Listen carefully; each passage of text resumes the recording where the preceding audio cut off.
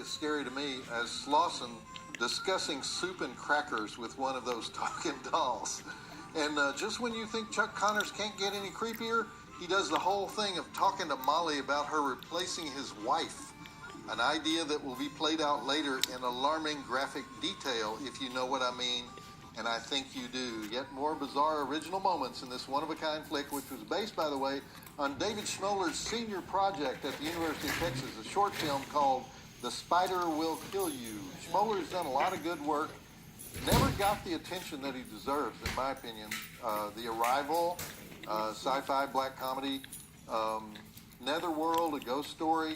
He always does really, really interesting films. He has a short documentary called Please Kill Mr. Kinski about what it was like to work with Klaus Kinski.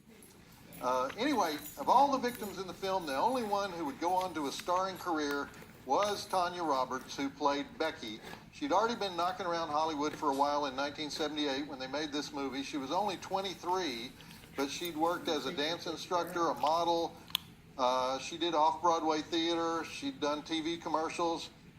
It took her 4 years to get rid of that Bronx accent. She made a bunch of TV movies. And then her first real movie was Forced Entry in 1975, which was, that was a really rough flick about a rapist who kills hookers. She was the main target as the only non-hooker in the movie. She was also in The Yum Yum Girls, 1976, about sleazy photographers who hit on models. And then her breakout role came in 1982 with The Beastmaster. Remember that? Mark Singer was not the only one who could talk to the animals, so could Kiri. And that led to Sheena, Queen of the Jungle. Remember her riding through Africa on the back of a wild zebra?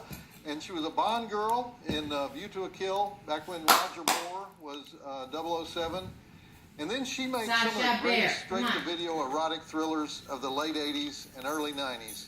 I mean, she wasn't Shannon Tweed level, but who is? But she was like number 2 to Shannon Tweed during the erotic thriller boom. And that's it for Tanya Roberts. Time for the thrilling and not so predictable conclusion to Tourist Trap. And I love the fact that you can't tell which characters are dolls and which characters are humans and which humans are dead and which dolls are mechanical and which are zombies and which are broke and which can continue to talk after they've already been ripped apart. And normally I don't even like doll movies, but Schmoller, he knew his dolls. He probably altered the subconscious of millions of children who today have broken, wasted lives because of his dolls. And that's what we do in horror. Good work, David.